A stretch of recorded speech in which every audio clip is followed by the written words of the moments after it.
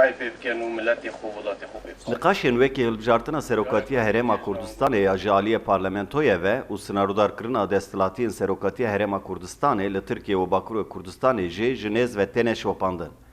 Partiya İktidara Tirkiye AK Parti balê dikişe ser rola Mesut Barzanî di tekiliyên di navbera Tirkiye û Herêma Kurdistanê da û AMJ pê dike ku berdewambûna Serokatiya Barzanî dê bandorên Erênî li ser dahatuya van tekiliyan bike. Li gorî AK Partiyê armanca guhertina pergala Serokatiya Herêma Kurdistanê astenkirina Serokatiya Mesut Barzanî ye. Bu aslında Türkiye'deki problemin Kürdistan Federe Bölgesi'nde de olduğunu gösteriyor. Ev yeka nişan dide ku heman keşel Türkiye jî li Herêma Kurdistanê jî heye.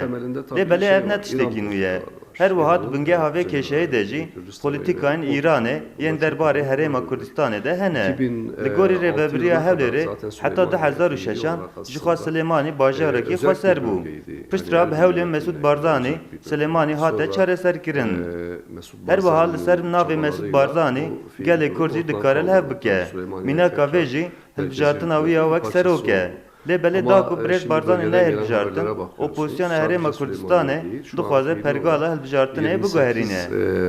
Alanın, yerleşim biriminin ya da Li gorî Partiya Maf û Azadiyan Hak Parti Herêma Kurdistanê ber bi serxebûnê ve diçe û di proseyekî wiha da niqaşkirina Serokatiya Mesut Barzanî xeletiyekî mezin e. Hak Par balê dikişe ser giringiya Mesut Barzanî ya li ser Kurdan û bang li tevahiya partiyên Kurdan dike ku ew ji helwestên durî yekîtiya Kurdan dûr bisekinin. Galahî Kurdistan na başûr ti demek zor da derbest bê. Lûr eşit erişe ser Kurdistanê kir, eşit erişe Kurdistana rojava kir. Niha evkî ev doralî wan tê guhartin.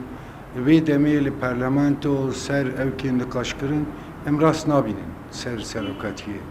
Niha gorme kek Mesut jê gelê Kurd û Kurdistanê şahsiyetekî mühim e.